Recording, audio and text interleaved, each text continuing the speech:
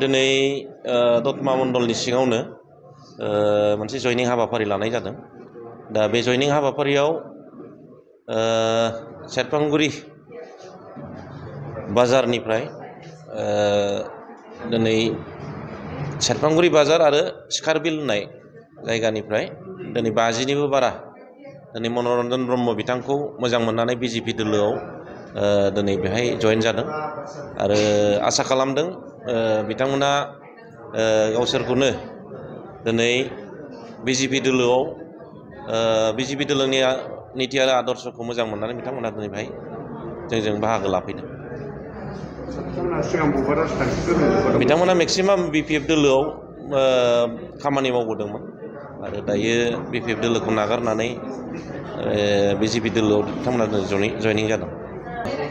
BJP दोलो हिसाबै नैबे दतमा कनस्टिटिउवेन्सियाव दिनैनि जे थारिखआव जथेस्थ' गोख्रों आरो बुंनो थाङोब्ला दिनै जोङो जोंनि कर्मिफ्रा बेहाय बांबाय आरो देरहानाया दिनै माने रोखा जों बेखौ बुंनो हायो। गुबुन गुबुन राजखान्थि दोलोनि दैदेनगिरिफोरा बुङो बिजेपिनो नैबे दतमा बिजाबावदि बिजाथि होनाय नङा होननानै दा बे मा बुङो?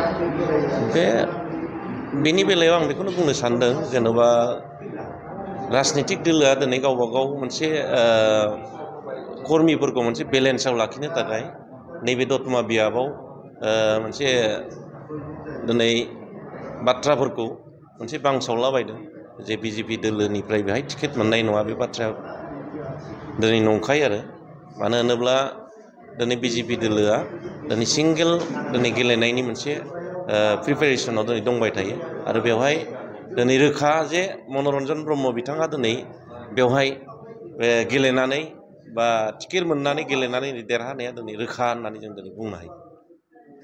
बिरखं गाथोननि सोमोन्दै सोलोंथाइ लानो गोसो गुदुं लाइमोनफोरनि थाखाय मोजां रादाब। गोजान जायगाफोराव थांनानै गोबां रां खरसा खालामना सोलोंथाइ लानांगौनि गोनांथि गैलिया। दानिया उदालगुरि टाउन रामजानकि सकनि हटेल फामि पेलेसनि 4th फ्ल'राव बोसोरसेनि फोरोंथाइ होनो थाखाय लोगोआरि जाना आपग्रेड एभिएशन एकाडेमिया नोंथांमोननि थाखाय मोजां खाबु लानानै फैबाय। Cabin crew, ground staff, cargo executive, airport retail utility, airport management आरो हस्पिटालिटी मेनेजमेन्टनि थाखायबो इन्टारभिउ होनो हानायनि फोरोंथाइ होयो आपग्रेड एभिएशन एकाडेमियाव।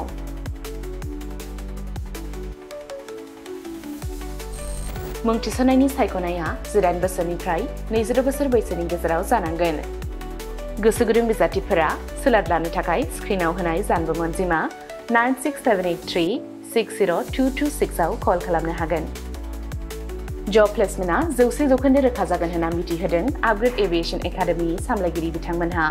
बेजों लोगोसेनो बिरखं दावबायनाय, एभिएशन, दावबायग्रा थावनि टुरिजम आरो आलासि सिबिग्रा थावनि हस्पिटालिटी बे मोनथाम फोथाराव रोखायै खामानि नागिरना होनो एबा प्लेसमेन्ट होनो हागोन होनना रोखा खालामना होदों एकाडेमि सामलायगिरि बिथांमोनहा।